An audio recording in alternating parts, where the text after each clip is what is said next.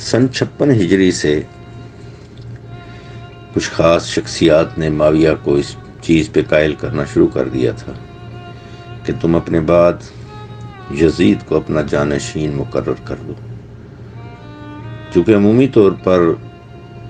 مسلمانوں میں یزید کا کردار جو ہے وہ بڑا عیاں تھا، تو اس کے باپ کو بھی ڈر تھا کہ ہو سکتا ہے لوگ اسے قبول نہ کریں. پھر آخری سال سن 59 ہجری میں اس نے کوفہ، بصرہ اور پھر مدینہ، مکہ، حجاز کا بھی سفر کیا، خود معاویہ نے، اس کی خلافت کے لیے، اس کی جانشینی کے لیے، راہ ہموار کرنے کے لیے. اور جو اس کے خاص مشیران تھے جنہوں نے اس کا ذہن بنایا اس طرف، ان میں مغیرہ بن شیبہ جسے اس نے کوفہ کی نگرانی دے رکھی تھی، ضحاک بن قیس یہ دمشق شہر کا نگران تھا، دروگا تھا اور بہت سارے فوائد حاصل کر رہا تھا، اور مسلم بن عقبہ یہ وہ شخصیات تھیں جنہوں نے بہت زیادہ اس کا ذہن بنایا اس کے لیے کہ یزید کو اپنے بعد اپنا جانشین مقرر کرو. اور یہ ذہن میں رہے کہ یہ یزید کو خلیفہ رسول بنا کے تخت پہ بٹھانے کی بات کر رہے تھے.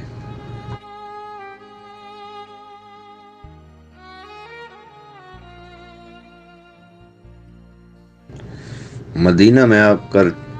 4 شخصیات سے خصوصی طور پر معاویہ نے ملاقات کی: عبید اللہ بن زبیر، عبداللہ بن عمر، عبد الرحمن بن ابو بکر اور خاص کر مولا حسین علیہ السلام سے. اور اس کے مقصد اس سفر کا یہی تھا کہ یزید کی خلافت کے لیے راہ ہموار کی جائے. اور جن جن لوگوں سے یا جن جن شہروں سے اسے خطرہ تھا کہ یزید کی خلافت کو قبول نہیں کریں گے، ان کی ذہن سازی کے لیے اس نے یہ سفر کیا تھا. اس سفر سے واپسی پہ جب وہ شام جا رہا تھا تو ایک بڑا مشہور و معروف قصبہ ہے وہ اب بھی گاؤں چھوٹا سا، الابوا. الابوا گاؤں کی خصوصیت یہ ہے کہ رسول اللہ کی والدہ بی بی آمنہ سلام اللہ علیہا کی قبر اسی گاؤں میں ہے. مولا امام موسیٰ کاظم علیہ السلام کا ظہور اسی گاؤں میں ہوا ہے. اور بھی کئی حوالوں سے یہ گاؤں بہت اہم ہے. اور اسی گاؤں میں جب اس نے پڑاؤ کیا تو یہیں پہ اس کو لقوا کی بیماری ہوئی جس سے اس کا منہ بھی ٹیڑھا ہو گیا. اور اسی بیماری سے شام جا کے 22 رجب سن 60 ہجری کو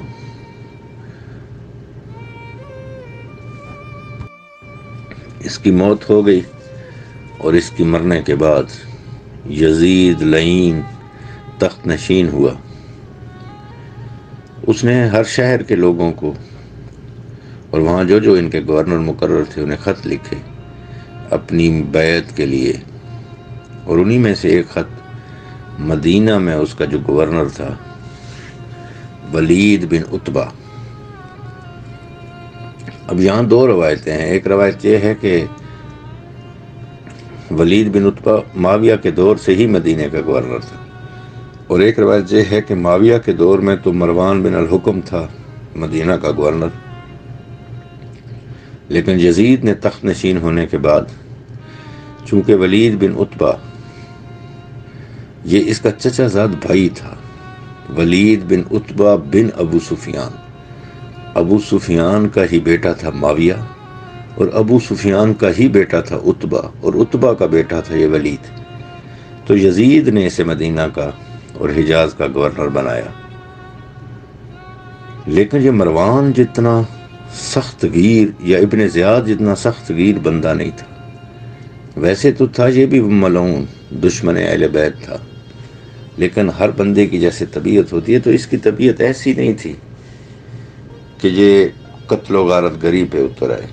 تو اس کو خط لکھا گیا کہ تم مدینہ کے فلاں فلاں شخصیات سے، وہ میں نے پہلے آپ سے ذکر کیا، ان سے بیعت لے لو. تو اس نے اسی سلسلے میں پیغام بھیجا امام حسین علیہ السلام کو. ولید کا پیغام جب امام حسین علیہ السلام کو ملا تو امام حسین علیہ السلام اپنے بنی ہاشم کے جوانوں کو ساتھ لے کر، یہاں بھی مختلف تواریخ میں مختلف تعداد ملتی ہے۔ تاریخ طبری کے مطابق 5 نوجوانوں کو ساتھ لے کے گئے۔ مناقب شہر ابن شعب والے نے لکھا ہے کہ 19 نوجوان تھے بنی ہاشم کے۔ جو مشہور ہے وہ ہے 30، 50 تک کی بھی تعداد لکھی گئی ہے، لیکن جو مشہور روایت ہے وہ یہی ہے کہ 30 نوجوان بنی ہاشم کے لے کر امام حسین علیہ السلام ولید کے دربار میں گئے، اور وہاں جا کے پیغام دینے کی وجہ پوچھی تو ولید نے یزید کا خط پڑھ کے سنایا کہ یزید چاہتا ہے کہ آپ اس کی بیعت کر لیں۔ تو وہ جو مشہور ہے تاریخ میں جملہ مولا کا، مولا نے فرمایا مجھ جیسا اس جیسی کی بیعت نہیں کرتا۔ اب یہاں اکثر ممبروں سے جو بات کی جاتی ہے کہ ولید نے مولا حسین علیہ السلام سے گستاخی کی اور کہا کہ میں آپ کو قتل کر دوں گا، یہ بات ولید نے نہیں کی تھی، بلکہ اس کے پاس مروان بن حکم بیٹھا تھا جس نے کہا کہ ولید اگر حسین اس وقت بغیر بیعت کیے واپس چلے گئے تو تم ان سے کبھی بیعت نہ لے پاؤ گے۔ اب جیسا یزید نے لکھا ہے کہ یا تو ان کا سر قلم کر دو یا پھر ان سے بیعت لو، تو امام حسین علیہ السلام نے مروان بن الحکم سے کہا تھا یا ابن زرقہ، اس کو یا ابن زرقہ، اے زرقہ کے بیٹے خاموش ہو جا۔ اس کے بعد امام حسین علیہ السلام نے ولید کو مخاطب کر کے کہا اے ولید، ہم اہل بیت نبوت اور رسالت کی کان ہیں، ہمارا گھر ملائکہ کی آمد و رفت کی اماج گاہ ہے، خدا نے ہم سے خلقت کی ابتدا کی اور ہم پر ہی اختتام کرے گا۔ یزید فاسق و فاجر شارب الخمر ہے، مجھ جیسا اس جیسے کی بیعت کبھی نہیں کر سکتا۔ ولید کے دربار سے مولا حسین علیہ السلام واپس سیدھے نانا کی قبر پر گئے اور اپنے نانا رسول اللہ کو جا کر امت کے کردار یزید جیسے بدکار کی بیعت کرنے اور مدینہ کے لوگوں کی بے وفائی کا ذکر کیا۔ اس کے بعد مولا اپنے گھر میں آئے اور اپنے خاندان کے تمام لوگوں کو اکٹھا کر کے مولا نے کہا کہ میں مشیت خداوندی سے مدینہ سے ہجرت کر رہا ہوں، جیسے میرے نانا نے مکہ سے ہجرت کی تھی۔ تم لوگوں پر کوئی جبر نہیں ہے، تم میں سے جو اپنی مرضی اور رضا سے میرے ساتھ جانا چاہے وہ جانے کی تیاری کرے۔ مولا کے خاندان کے تمام لوگوں نے مخدرات عصمت سمیت مولا کے ساتھ جانے کی خواہش کا اظہار کیا۔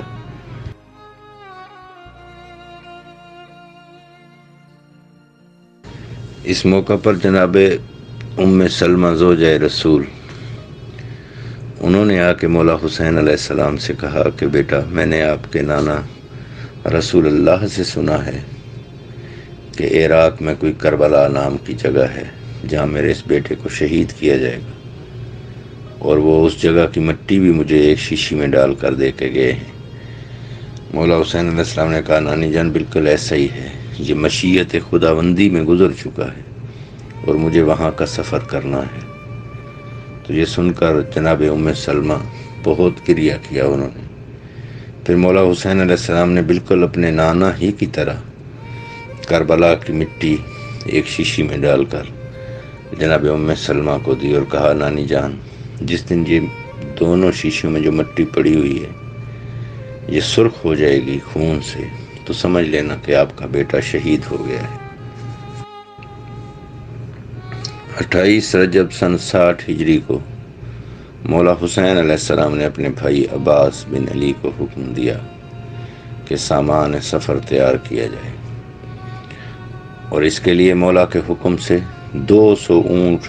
منگوائے گئے۔ ان 200 اونٹوں میں سے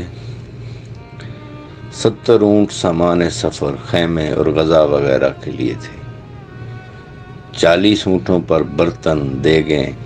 اور باقی سامان غذائیہ جو ہے وہ رکھا گیا۔ 3 اونٹ پانی کے مشکیزے اٹھانے کے لیے تھے، 12 اونٹ درہم و دینار زیور، آلات جنگ اور لباس وغیرہ کے لیے، اور 50 اونٹوں پر کچاوے رکھے گئے۔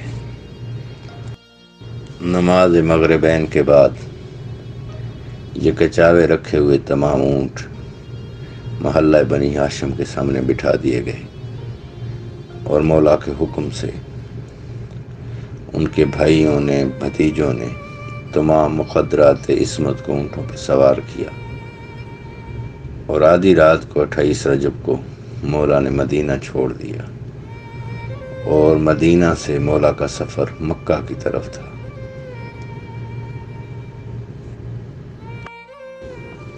مولا حسین علیہ السلام جب مدینہ چھوڑ رہے تھے تو بہت سارے لوگوں نے مولا کو مدینہ میں ہی رہنے کا مشورہ دیا۔ بہت سارے تو صحابہ کے بچوں نے مولا کو یزید کی بیعت کا بھی مشورہ دیا۔ ان میں سے ایک خاص مکالمہ امام علیہ السلام کا عبداللہ بن عمر کے ساتھ ہے۔ جب عبداللہ نے بھی اسی قسم کے مشورے دیے تو امام حسین علیہ السلام نے فرمایا، اے عبداللہ،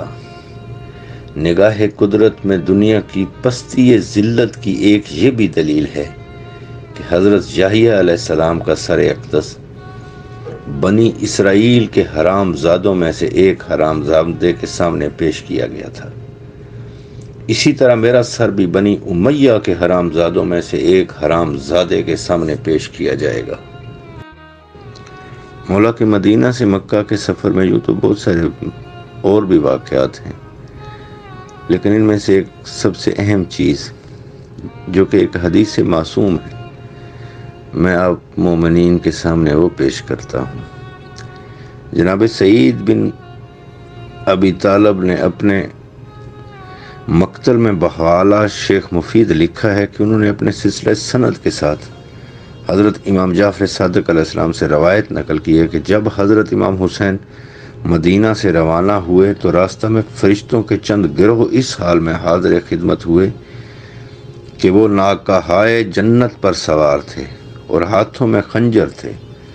سلام کے بعد عرض کیا، اے اپنے جد امجد، والد ماجد اور برادر مکرم کے بعد مخلوق خدا پر حجت خدا، خداوند عالم نے ہمارے ذریعے آپ کے جد نامدار کی بہت سے مقامات پر نصرت فرمائی ہے۔ اب ہم اللہ کے حکم سے آپ کے پاس حاضر ہوئے ہیں، مولا ہمارے لیے کیا حکم ہے؟ امام علیہ السلام نے فرمایا، تمہاری اور میری وعدہ کربلا ہے جہاں میں شہید کیا جاؤں گا، جب میں وہاں پہنچ جاؤں تو تم وہاں آنا۔ ملائکہ نے عرض کیا، اے حجت خدا، ہمیں حکم دیجیے تاکہ ہم اطاعت کریں، اگر کسی دشمن کا اندیشہ ہے تو ہم آپ کے ساتھ رہیں۔ امام علیہ السلام نے فرمایا، جب تک میں اپنی سرزمین کربلا تک نہ پہنچ جاؤں یہ لوگ مجھے کوئی نقصان نہیں پہنچا سکتے۔ امام صادق علیہ السلام فرماتے ہیں، اس کے بعد جنوں کے چند گروہ خدمت امام میں حاضر ہوئے اور سلام کے بعد عرض کیا، اے ہمارے آقا، ہم آپ کے شیعہ اور انصار ہیں، جو چاہیں ہمیں حکم فرمائیں، اگر آپ حکم دیں گے تو آپ یہیں ہوں گے اور روئے زمین پر آپ کے تمام دشمنوں کا ہم کام تمام کر دیں گے۔ امام نے ان کو جزائے خیر کی دعا دی اور فرمایا، کیا تم نے اللہ کی کتاب میں جو میرے جد نامدار پر نازل ہوئی یہ ارشاد خدا نہیں پڑھا؟ تم جہاں کہیں بھی ہوگے موت تمہیں پا لے گی، اگرچہ مضبوط قلعوں میں ہی کیوں نہ بند ہو جاؤ۔ نیز خدا کا ارشاد ہے، جن کے لیے قتل ہونا مقدر ہے وہ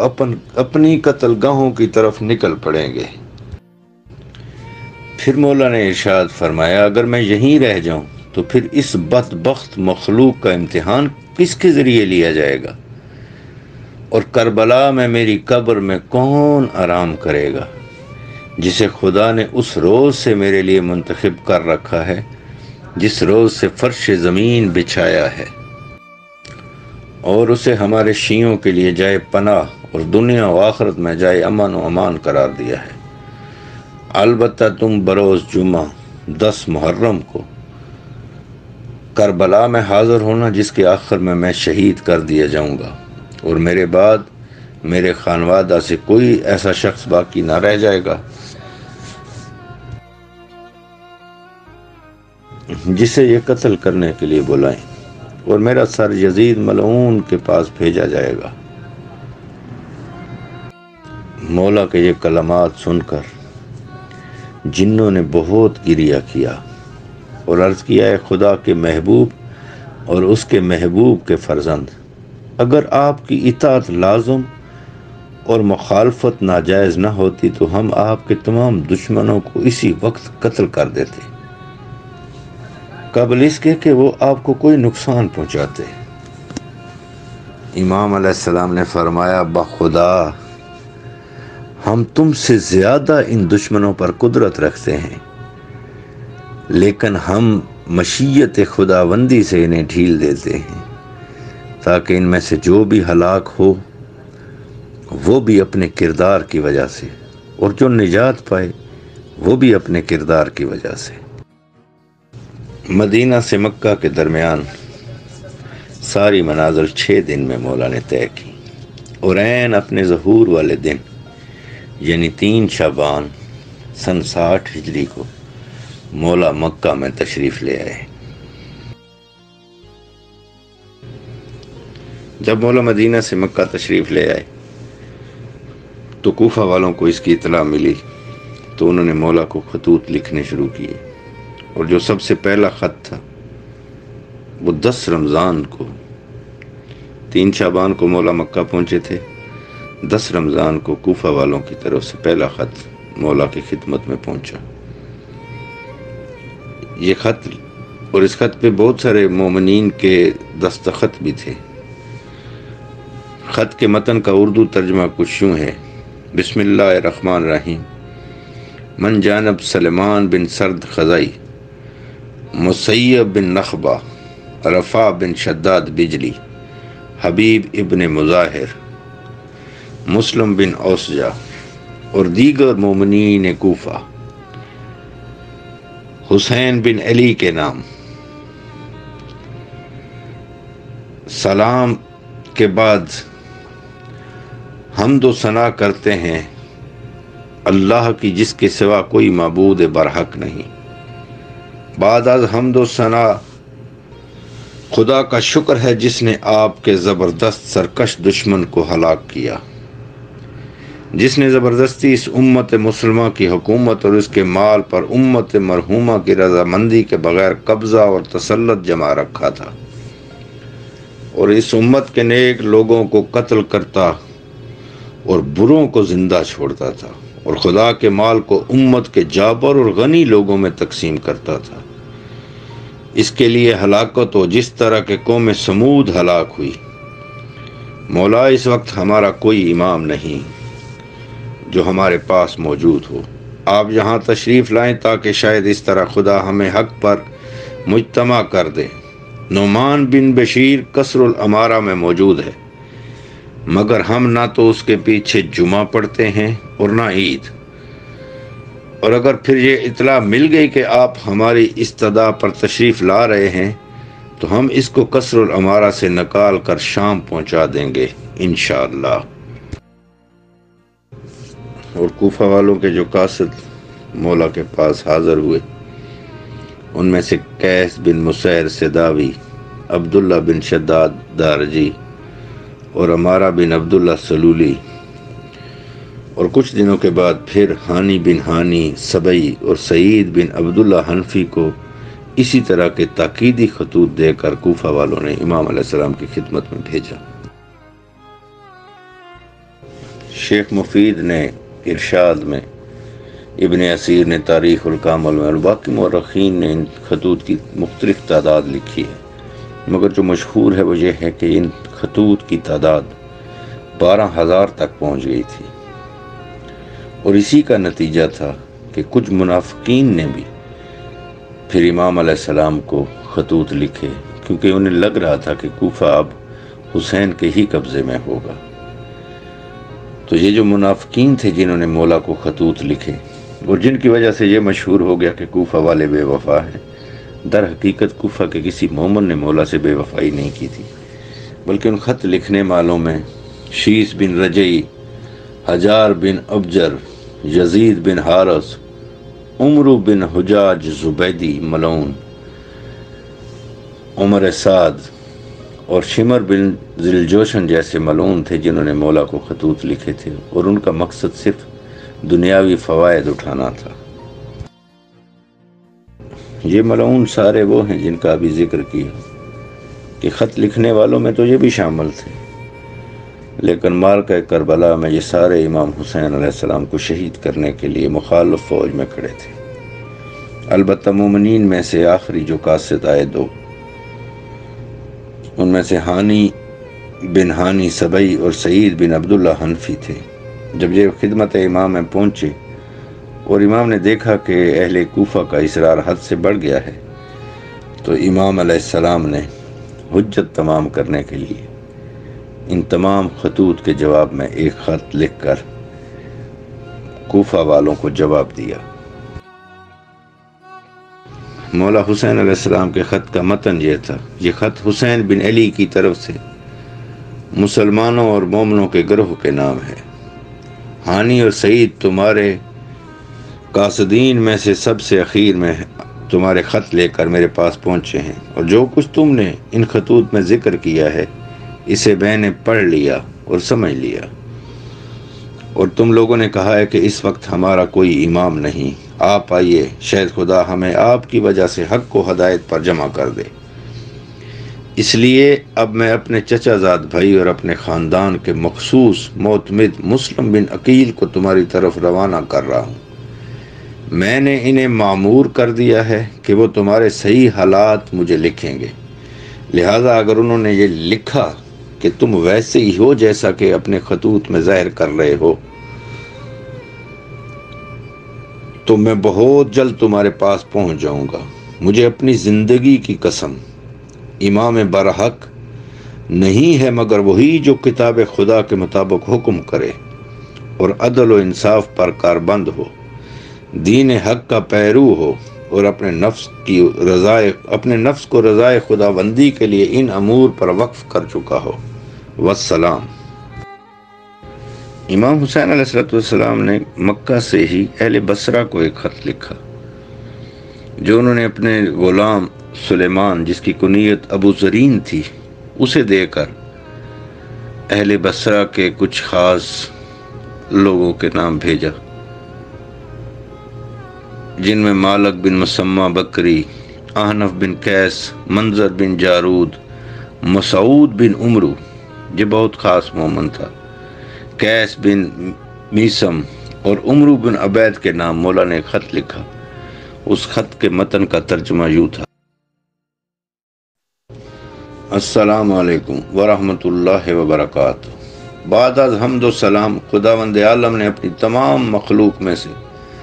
حضرت محمد صلی اللہ علیہ وآلہ وسلم کو منتخب فرمایا اور انہیں منتخب کر کے نبوت اور رسالت پر فائز فرمایا، اور جب حضرت تبلیغ رسالت اور نصیحت و ہدایت کے فریضہ کو انجام دے چکے تو خدا نے ان کو اپنی بارگاہ کی طرف بلا لیا۔ ان کے بعد ہم خاندان نبوت ہی ان کے اہل، اولیاء، اوصیاء، وارث اور تمام لوگوں سے زیادہ ان کی مسند کے حقدار تھے، لیکن ہماری قوم نے ہم پر زیادتی کی، ہمارے مقام پر اور لوگوں کو مسلط کر دیا، لیکن ہم نے یہ جانتے ہوئے بھی کہ ہم اس مسند پر قابض لوگوں سے زیادہ اس کے حقدار ہیں، محض اختلاف کو ناپسند کرتے ہوئے کنج و عافیت و تنہائی اختیار کی، پس میں یہ خط دے کر اپنا قاصد تمہاری طرف بھیج رہا ہوں۔ میں تمہیں کتاب خدا اور سنت رسول کی طرف دعوت دیتا ہوں، کیونکہ آج سنت کو مارا اور بدعت کو زندہ کیا جا رہا ہے۔ اگر تم میری بات کو سنو گے تو میں تمہیں رشد و ہدایت کے راستے کی طرف رہنمائی کروں گا۔ والسلام۔ مولا کے قاصد نے جب یہ خط اہل بصرہ کے معززین کے سامنے پیش کیا تو ان میں سے ایک مومن جن کی کنیت ابو خالد تھی، تاریخ میں ان کا نام یزید بن مسعود ہے، تو ابن مسعود نے بنی تمیم کو، بنی حنظلہ کو اور بنی سعد کو جمع کر کے ان کے سامنے مولا کا یہ خط پڑھا اور تمام نوجوانوں کو مولا کی اطاعت اور نصرت کے لیے تیار کیا۔ اور جب ان سب نوجوانوں نے لبیک کہا امام کے فرمان پر، تو مولا کے خط کا جواب ابن مسعود نے لکھا، جس کا متن یہ ہے: بسم اللہ الرحمن الرحیم۔ آپ کا خط آیا، پڑھا۔ آپ نے ہمیں اپنی اطاعت کی طرف بلایا ہے، جہاں میں ہمیشہ ایک امام رہتا ہے جس سے نظام کائنات چلتا رہتا ہے۔ آپ مخلوق پر حجت خدا اور روئے زمین پر امن و امانت ہیں۔ آپ احمدی زیتونیہ کی شاخ ہیں۔ اس درخت کی اصل خود رسول اللہ اور اس کی فرع آپ ہیں۔ اب نیک فال سے ہماری دعوت قبول کریں کہ میں نے بنی تمیم کی گردنیں آپ کے لیے حاضر کر لی ہیں اور آپ کی اطاعت اور مطابقت میں اس قدر شوق رکھتے ہیں جس طرح پیاسا اونٹ سراب گاہ کی طرف شائق ہوتا ہے، اور آپ کی اطاعت میں بنی سعد کے گلے میں کلادہ ڈال دیا ہے، وہ بھی آپ کی بیعت میں ہے۔ یہ سب گردنیں آپ کے لیے حاضر ہوں گی۔ ہمارے تمام گروہ بنی سعد اور بنی تمیم وغیرہ آپ کی ملاقات کے مشتاق ہیں۔ ہم نے سنا ہے کہ آپ کوفہ کی طرف آ رہے ہیں۔ انشاءاللہ آپ سے جلد ملاقات ہوگی۔ والسلام۔ بصرہ کے مومنین میں بھی ایک منافق تھا، منظر بن جارود۔ اس ملعون نے یہ کیا کہ مولا کا خط اور مولا کا قاصد دونوں کو ابن زیاد کے حوالے کر دیا۔ ایک تو جناب سلیمان جو مولا کے قاصد تھے، ابن زیاد نے انہیں سولی پہ چڑھا دیا، اور دوسرا اس سے نقصان یہ ہوا کہ ابن مسعود اور ان کے ساتھ جو نوجوان مولا کی نصرت کے لیے آنا چاہتے تھے، ان سب کی راہیں مسدود کر دی گئیں اور انہیں بصرہ سے نکلنا ان کا محال کر دیا گیا، اور وہ بصرہ سے نکل ہی نہیں پائے، نہ وہ امام تک کبھی پہنچ پائے۔ البتہ تاریخ میں یہ ہے کہ بصرہ میں سے ایک شخص جو شہید ہے کربلا کا، یزید بن ثبیت، اس کے 10 بیٹے تھے۔ اس نے اپنے 2 بیٹوں عبداللہ اور عبید اللہ کو ساتھ لیا۔ اس کا غلام عامر اور سیف بن مالک اور اہم بن امیہ بھی اس کے ہمراہ تھے۔ یہ مکہ میں ہی آ کے مولا سے مل گیا تھا اور پھر ہمیشہ مولا کے ہمرکاب رہا، حتیٰ کہ 10 محرم کو مولا کے ساتھ ہی کربلا میں یہ سب شہید ہو گئے۔ ذی الحج کا مہینہ آ گیا۔ دور دور سے مسلمان حج کرنے کے لیے مکہ آنے لگے۔ مولا حسین علیہ السلام، جن کو مدینہ چھوڑے ہوئے 4 ماہ سے زیادہ عرصہ ہو گیا تھا، وہ بھی مکہ میں موجود تھے۔ اپنے تمام رفقا کے ساتھ مولا حسین علیہ السلام نے بھی حج کا احرام باندھا، لیکن اسی وقت عمرو بن سعید بن عاص اموی، جو کہ مدینہ میں یزید کی طرف سے اس کی فوج کا سربراہ بن کے آیا تھا، اسے ایک لشکر دے کر بھیجا گیا تھا، اور یزید کا حکم یہ تھا کہ حسین کو حج کے دوران ہی حرم کے اندر چاہے شہید کرنا پڑے انہیں شہید کر دو، تاکہ وہ عراق کی طرف نہ آ سکے۔ تو مولا حسین علیہ السلام نے 8 ذی الحج سن 60 ہجری کو، یعنی اپنے گھر سے چلے ہوئے مولا کو 4 مہینے اور 10 دن ہوئے تھے، اور مکہ میں پہنچے ہوئے 4 مہینے 4 دن ہوئے تھے، تو اس دن مولا نے مکہ کو چھوڑ کر عراق کی طرف سفر کرنا شروع کیا اور اپنے حج کو عمرے میں تبدیل کر دیا۔ مولا حسین علیہ السلام کا یہ سفر جو مکہ سے کربلا تک تھا، انشاءاللہ اگلی ویڈیو میں اس کا ذکر کریں گے۔